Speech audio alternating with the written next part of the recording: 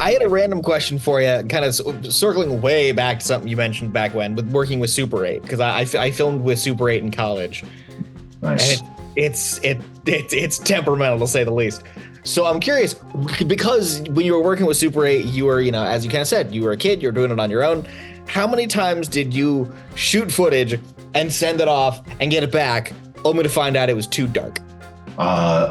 It's almost every time, except the other way around. I actually found out I was overexposing. I remember staying up all night one night with my friend Justin, doing like a action figure animation and sending it off, and we got it back, and the whole thing was just clear white film. Oh no!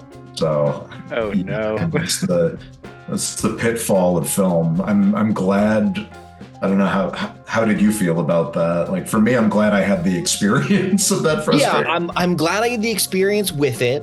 But I kind of had the same thing. Like I shot like an entire film with the Super 8, and only one little bit turned out. So good thing I already graduated, because I'm about to. So I borrowed my buddy's like higher def camera. And shot, because I had to submit test footage the next day.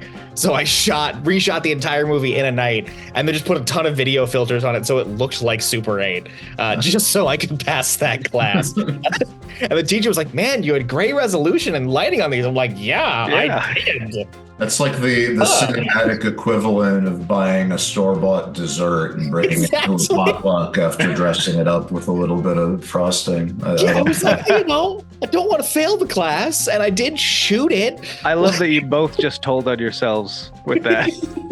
Yeah, right? So the next potluck I have you over for, Harry, then I'll know. He's going to be really scrupulous of that dessert you bring. That's all he said. That's all we're saying. And I'll be there going, and I don't care. This looks and tastes an awful lot like a McDonald's apple pie. You got the paper and everything. How nice of you to individually wrap this homemade pie for me. Thank you so much. But Jake, that's not fair, because you're the guy that figured out how to perfect like the Zanku garlic sauce from scratch in the kitchen. So I wouldn't say perfect, but it's a decent substitution. Close enough for government work, right?